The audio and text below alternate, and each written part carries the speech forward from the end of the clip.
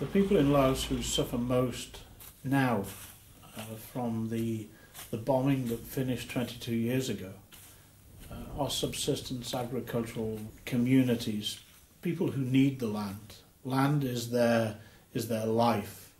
It provides their food, and it also provides them with their surroundings. Everything is related to their country, to their land, to their history.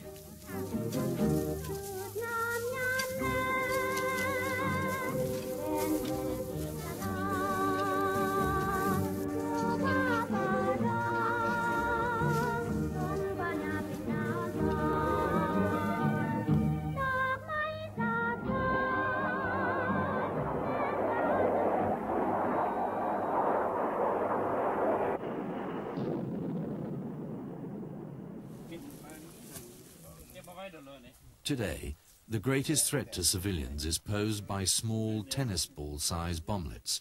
The repeated and intensive use of such weapons has left huge areas of Laos contaminated.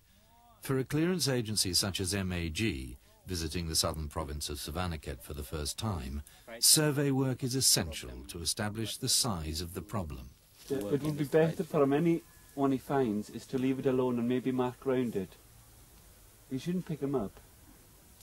Only by talking directly to those whose land has been affected can MAG gain the technical and humanitarian understanding needed to plan future clearance work. If you come across any, just to leave it, don't do anything else to it, but mark the area off, just stick round it, leave it.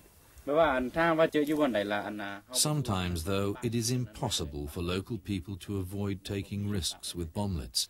In order to feed his family, this farmer had to move around 50 bomblets to open up the minimum land he required.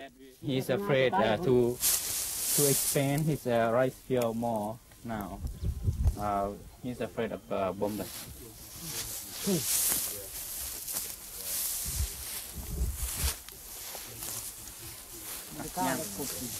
As well as bomblets, MAG's survey of Savannakhet also revealed a threat from larger, more devastating bombs.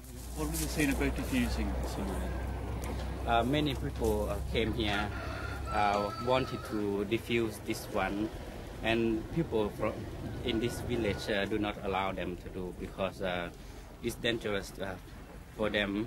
And they say that if they can move, if they wanted to move, they could move, but not defuse here. Yeah. Do they know it's just as dangerous to move it, while there's a fuse still in it? They know, but they would like to risk. They would.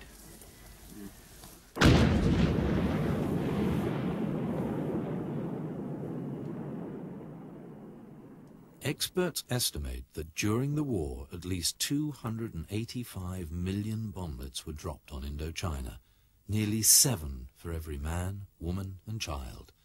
The bomblets burst out of containers dropped from aircraft, scattering vast areas with a lethal debris. Some of these bomblets were still under development at the time and were, in effect, tested on the Laotian population. Large numbers of those dropped failed to function, leaving a lethal legacy for generations to come.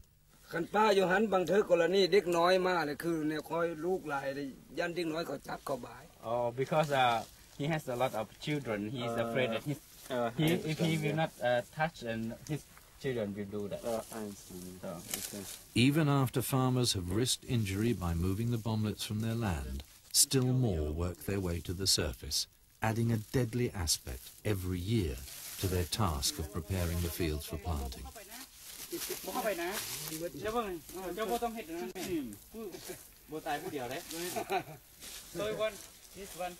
No, I've seen enough. There's a container up there. Part of a tube. And there are some in here. In northern Laos, the war had a different character to that which was being fought over the trail. Using an ethnic minority, the Hmong, the CIA set up its own secret army and ran a war whose aim was to deny control of the strategic plain of Jars to the North Vietnamese and their Pathet Lao allies. However, the relatively small numbers of Hmong fighters required massive air support to be effective.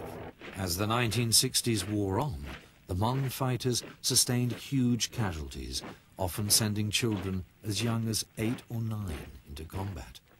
As a result, only an escalation of US air power could keep the communists at bay. In November 1968, President Johnson halted the bombing of North Vietnam. Suddenly, the US Air Force had enormous spare capacity on its hands, capacity which it redirected onto northern Laos.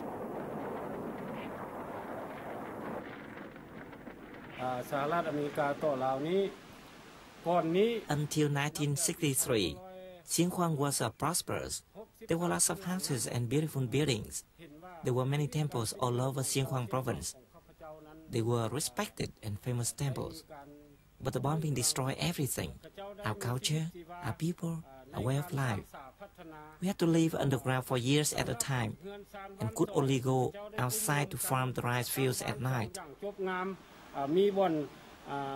The Plain of Jars was once one of the most beautiful places in the world, and they destroyed it. It seemed the United States Air Force had only 3 strategies: bomb everything, burn everything, and kill everyone.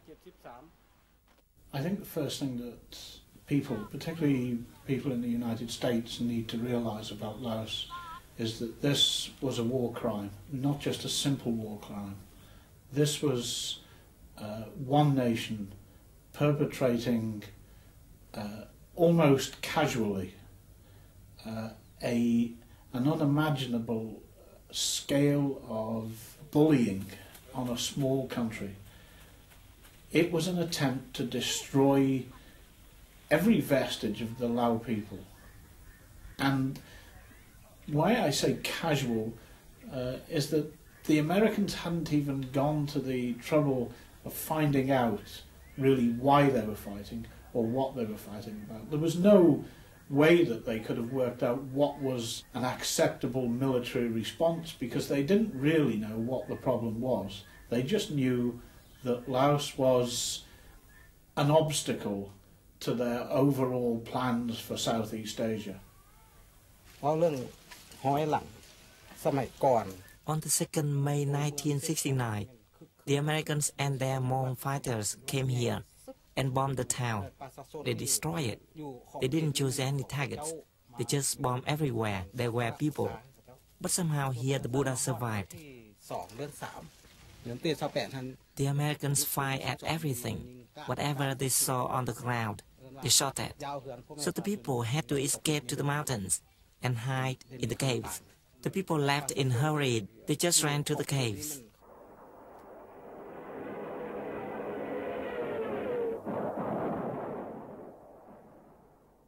The escalation in air power produced chaos on the ground and led to some of the worst tragedies of the war. In September 1969, US fighter bombers attacked a cave on the Plain of Jars. A recent history of the war by an American Air Force historian points out that the CIA knew the cave contained only civilians, but the war machine was too large for such information to make a difference. Over 300 women, children and elderly people were slaughtered. For Boon Kham, the attack had dreadful consequences. The planes bombed this area with great ferocity, and so the people from our village would come here to hide. The day before it happened, there had been a lot of shooting out there, so everyone had moved their families up here. That day, all the men who were strong had gone out to work in the fields. In the afternoon, I was working towards the cave, and I saw the planes attacking, trying to fire their missiles in here. The first 2 missed, but they tried again, and the 3rd missile scored a direct hit. My 3 children and my wife were all here in this cave. All the people in the cave were civilians.